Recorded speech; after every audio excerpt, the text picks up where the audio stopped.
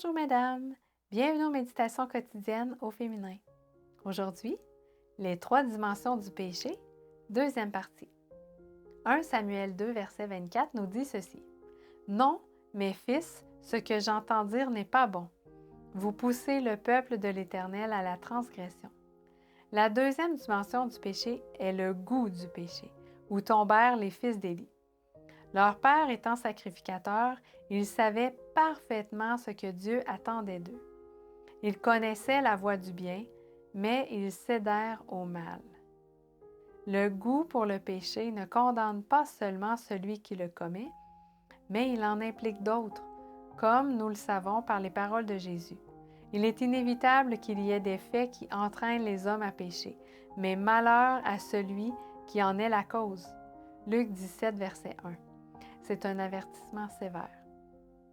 Élie reçut un message insistant après l'autre, le pressant de faire valoir son autorité de père et de guide spirituel afin que ses enfants s'écartent du chemin de la perdition.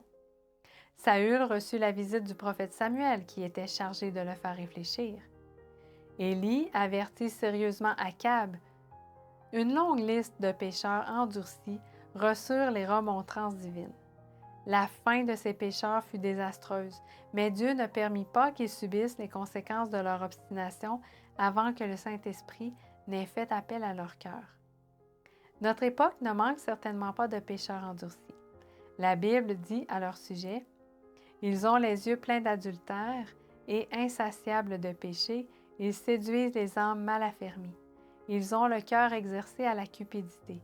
Ce sont des enfants de malédiction. » 2 Pierre 2, 14. Quelle tragique condition! Certains pensent pouvoir pécher tout en exerçant leur contrôle sur le péché. Cependant, il s'agit d'un jouet avec lequel on ne peut pas se divertir. Mais si vous n'agissez pas ainsi, vous péchez contre l'Éternel. Sachez que votre péché vous retrouvera. Nombre 32, 23. Vivre tout près du Christ est le seul antidote au péché. Lui seul vécut sans péché, et c'est pourquoi il a le pouvoir de transformer la nature pécheresse afin qu'elle se réjouisse des choses de Dieu. Bonne journée dans le Seigneur.